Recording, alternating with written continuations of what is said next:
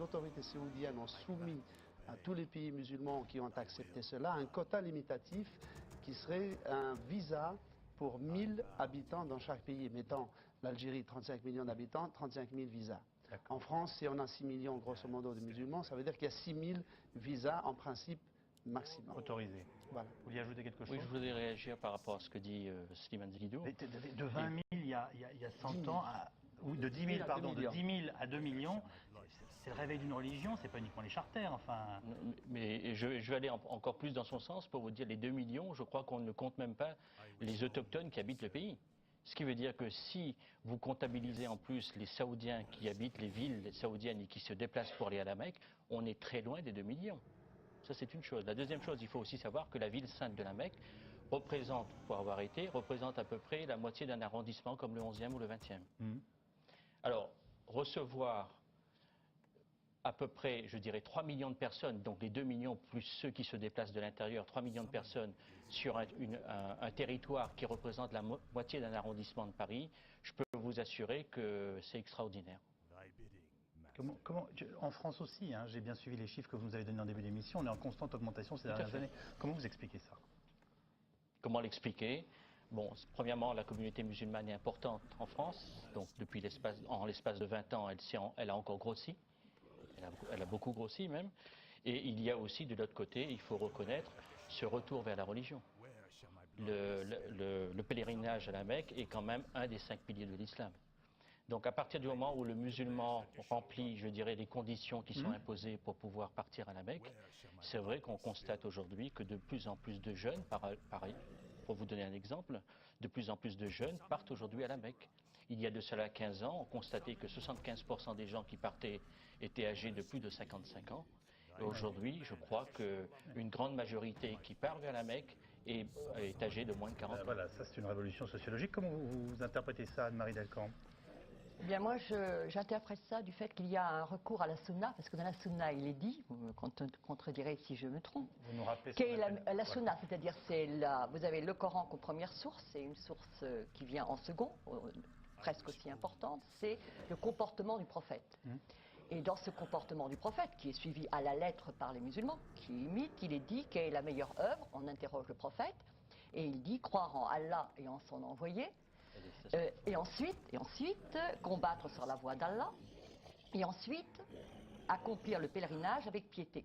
Autrement dit, un pèlerinage accompli avec piété n'a d'autre rétribution que le paradis.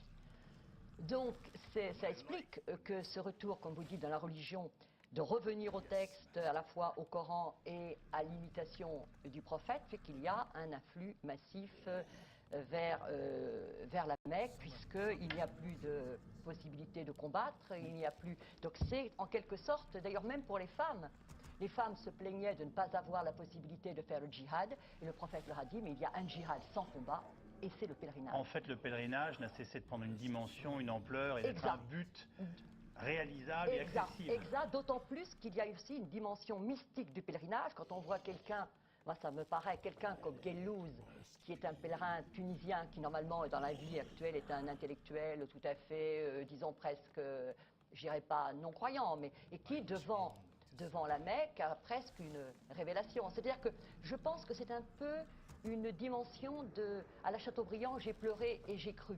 C'est-à-dire ça évoque la Madeleine de Proust, c'est tout un aspect très, très affectif de la religion, avec ce rituel, ce côté... Oui, pardon. Non, mais nous allons donc partir pour la Mecque. Je vous le rappelle, comme nous le disait il y a quelques instants Slimane Zguidou, que demain matin, aux premières heures du jour, ils seront des milliers, des centaines de milliers, et même des millions, si on en juge par les chiffres officiels, à arriver, marquant ainsi le début du Hadj. Récit Nicolas Charbonnier.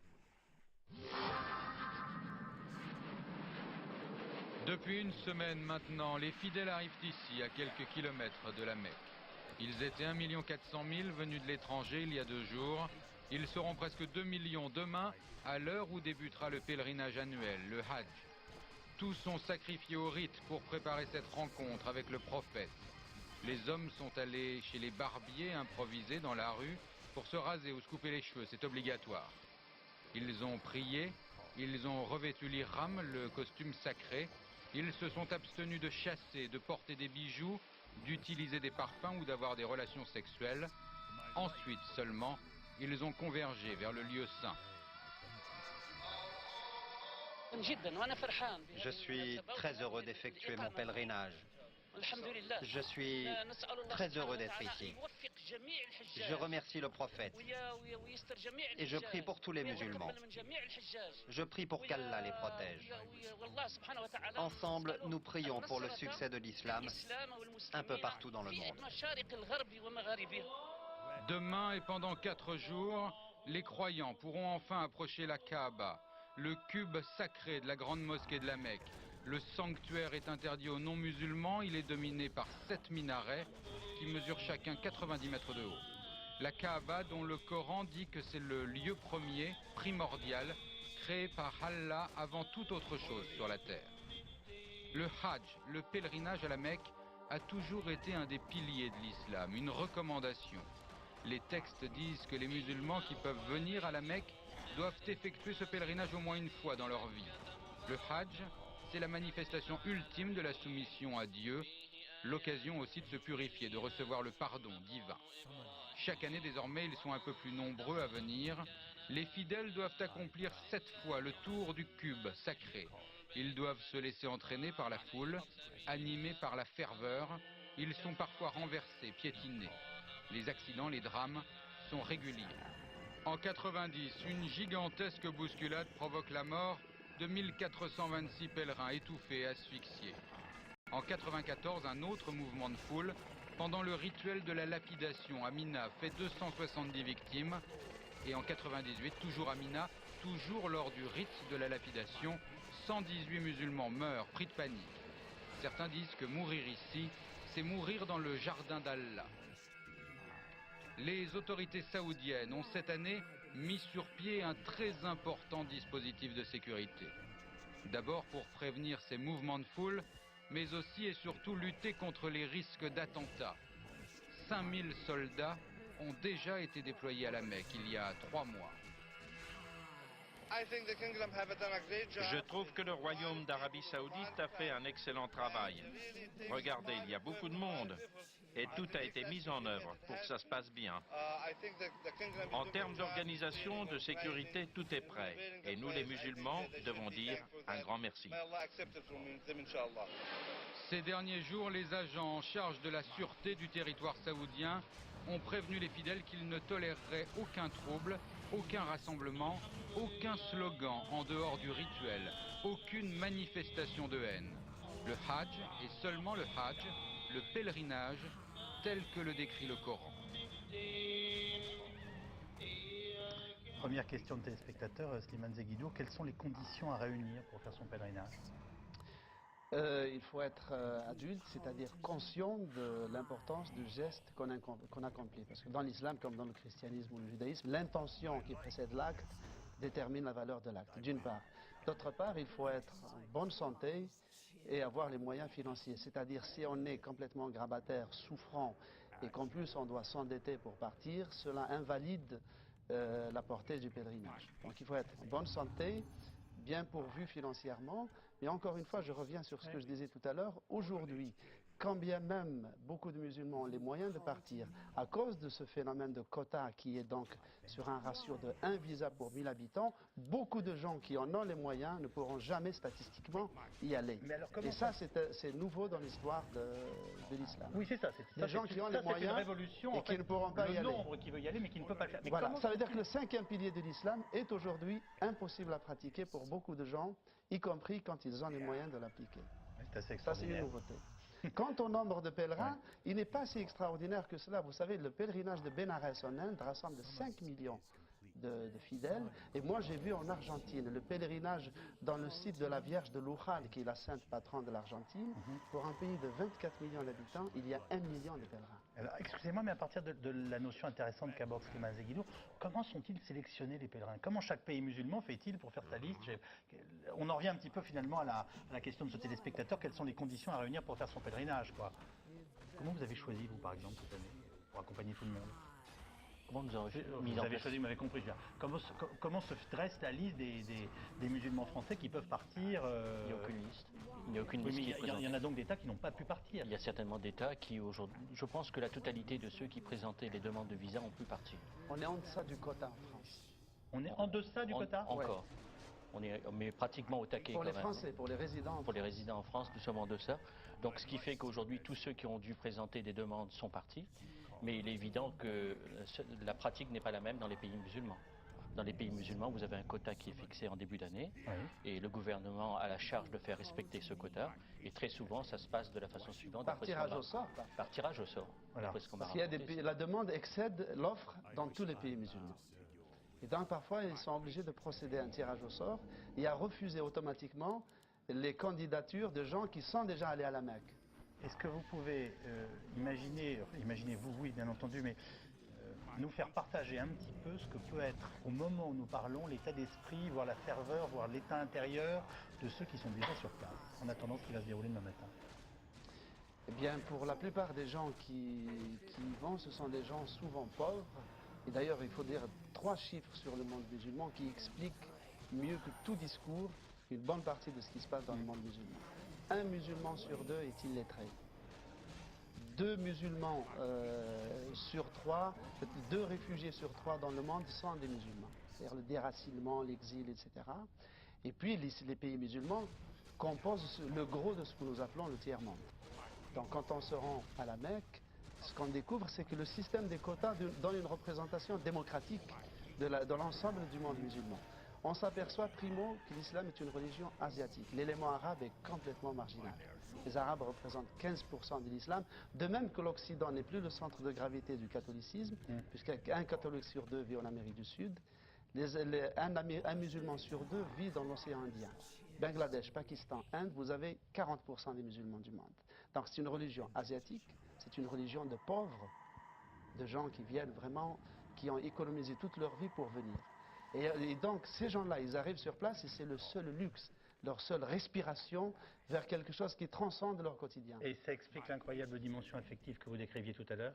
Il y a une incroyable dimension affective qui d'ailleurs oblige l'anthropologue ou l'historien à gommer le côté analyse, parce que ce pèlerinage qui effectivement attire énormément de musulmans, c'est repris, mais alors textuellement, d'un pèlerinage avant l'islam, du pèlerinage païen qui se déroulait exactement de la même manière, avec les pèlerins qui s'étaient sacralisés, avec la course, avec cette fois autour de la Kaaba, autour des rochers à côté, Safa, Marwa, et c'est également qui se déroulait de la Mecque jusqu'à Mina, jusqu'ensuite Arafat, et ensuite Muzdalifa, et de nouveau à Mina, et ensuite la Mecque, avec la différence que le pèlerinage païen, il y avait le pèlerinage pour les gens de la Mecque de Quraïchite, la tribu, et le pèlerinage pour nomades.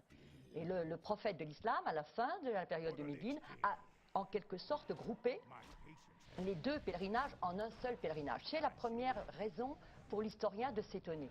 Et la deuxième raison, c'est que ce pèlerinage païen, tout d'un coup, devient un pèlerinage abrahamique, alors que moi, qui ne suis pas musulmane, Abraham, c'est quand même très loin. Abraham est celui qui, dans le credo musulman, aurait construit la Kaaba, qui aurait en quelque sorte, tous ces courses trouvent leur explication, qui n'est plus l'explication païenne des pèlerins, pas des pèlerins, mais aussi des pèlerins qui couraient l'équinoxe d'automne autour du soleil pour, en quelque sorte, qui ne s'arrêtent pas, et que pour avoir la pluie. C'est ce qu'expliquent des gens comme Rickman pour les religions avant l'islam. Mais là, non. Là, il s'agit d'Abraham et de son premier fils Ismaël, chose que ne croient ni les chrétiens ni les juifs. Abraham qui, en quelque sorte, avec Agar, Hajar, c'est tout le pèlerinage est tourné autour d'Abraham, il faut le dire, Ibrahim en arabe. Puisque vous faites cette remarque, un commentaire Islam Timol, je parcourais en préparant cette émission dans mon dossier, notamment des dépêches en provenance de la Mecque, où les journalistes en ce moment nous envoient des tas de détails, c'était assez étonnant. Je vous lis juste quelques passages, on va voir ce que ça évoque en vous. Les fidèles passeront la journée en prière et dans le recueillement dans cette vallée transformée en une cité de tentes inifugées. Le lendemain à l'aube, alors donc, demain matin, ils feront mouvement vers le mont Arafat. En haut de cette colline, ils resteront longtemps à prier et à implorer le pardon de Dieu. La tente des pèlerins au sommet symbolise la tente du jugement dernier. Les fidèles reviendront ensuite à Mina pour immoler une bête, généralement un mouton, marquant l'Aïd al-Adha, la fête du sacrifice qui rappelle celui d'Abraham, célébré dimanche, ou encore le rite des lapidations des stèles symbolisant Satan. Mais il y a tellement, vous allez être surpris, mais de points communs avec notamment des valeurs chrétiennes ou juives de personnes qui nous écoutent ce soir et qui ne sont pas musulmans. C'est extrêmement troublant. Vous comprenez ma remarque? Oui, je ne suis pas troublé dans la mesure où la religion musulmane est une religion du livre et c'est une religion qui complètement descend d'Abraham. Nous reconnaissons en Abraham le prophète des prophètes. Nous reconnaissons tous les autres prophètes qui sont venus après Abraham. Et la religion musulmane est je dirais, la clôture est une continuation, une clôture des religions. C'est le jugement dernier. Oui, le paradoxe, c'est comme un placement des religions monothéistes, je sais pas, mais... Le paradoxe du pèlerinage, c'est qu'il est interdit aux non-musulmans, et en l'occurrence aux chrétiens et aux juifs, et paradoxalement, c'est le rite musulman le plus biblique. Celui où un chrétien et un juif se sentiraient le plus en affinité avec l'islam, puisque tout tourne autour d'Adam et d'Ève, qui sont censés avoir été les premiers à avoir construit le temple, et ensuite d'Abraham et d'Ismaël, qui, selon la tradition musulmane, auraient reconstruit le temple et établi le pèlerinage de la Mecque. C'est le plus biblique des rites musulmans, mais les non-musulmans ne peuvent pas y aller. Vous êtes en train de nous dire qu'on a les mêmes parents. Ah oui, mais l'islam, ça fait partie du dogme musulman de le croire, n'est-ce pas? Absolument, oui. Mais l'interdit pour les non-musulmans, en principe, dans le Coran, il concerne seulement la période du pèlerinage. Mais comment ils vérifient ça en ce moment? Parce que on voyait aussi que les forces de sécurité sont installées de telle façon. Enfin, apparemment, on ne rentre vraiment pas sans avoir été contrôlé. C'est effectif, ça? Pas individuellement, parce que maintenant, ce qui est nouveau depuis le 11 septembre, c'est qu'on ne peut plus partir individuellement au pèlerinage de la Mecque. On est obligé de passer par un voyagiste. Donc on s'inscrit dans une agence qui a ce qu'on appelle un réceptif sur place, qui reçoit et qui vous loge, vous guide, vous affecte un groupe, un sous-groupe, un numéro d'autobus, un numéro de tente, d'allée, de travée, etc. Donc vous êtes complètement pris en charge, parce que sinon il y a des gens qui s'égarent, qui se perdent. Il y a à peu près 130 000 pèlerins qui ne reviennent pas chez eux chaque année. Bonne façon de contrôler les choses aussi, Ah ben, pour 10 000 raisons qu'on peut imaginer. Ça va de soi, un mot, parce qu'on a commencé à l'aborder dans ce reportage, Antoine Basbous. Je crois qu'on imagine mal la mise en place des forces de sécurité saoudiennes et l'état d'esprit, alors là pour le coup sur le plan quasiment militaire et policier de l'encadrement de tout ça. Oui, les chiffres officiels pour cette année, c'est 1,3 million d'étrangers et 500 000 saoudiens. Ça fait 1,8 million. Alors qu'ils attendaient entre 2 millions et 2,5 millions. Il y a le 11 septembre, comme on vient de le dire, est passé par là. Il y a les attentats de Riyad cette année 2003 qui sont passés par là. Et puis il y a les renforcements de mesures de sécurité en Arabie pour l'attribution des visas. Et puis aussi, il y a une peur chez les pèlerins. Cette année, le premier quota a été attribué à l'Inde. Les deuxièmes qui viennent derrière, ce sont les Russes. Les Égyptiens ont droit à 70 000 pèlerins. Ils n'ont envoyé que 55 000 parce que c'est un problème de devise. Et quand on compare 20 000 pèlerins français aux 55 000 Égyptiens, on croirait que la France, il y a 25 millions de musulmans en France. Donc c'est une question. Les tiers des pèlerins de France ne sont pas français. Ils résident en France. Non, pas forcément. C'est ce qu'on nous a dit, monsieur. Ils résident en France. Obligatoirement, ils résident, sinon il n'y a pas de délivrance des visas. Alors, les forces de sécurité sont vraiment très préoccupées pour cette année particulièrement, et le ministre de l'Intérieur ainsi que le ministre de la Défense ont chacun de son côté tenu des conférences de presse pour rappeler que cette fois-ci, ils seront intraitables et que les forces de sécurité sont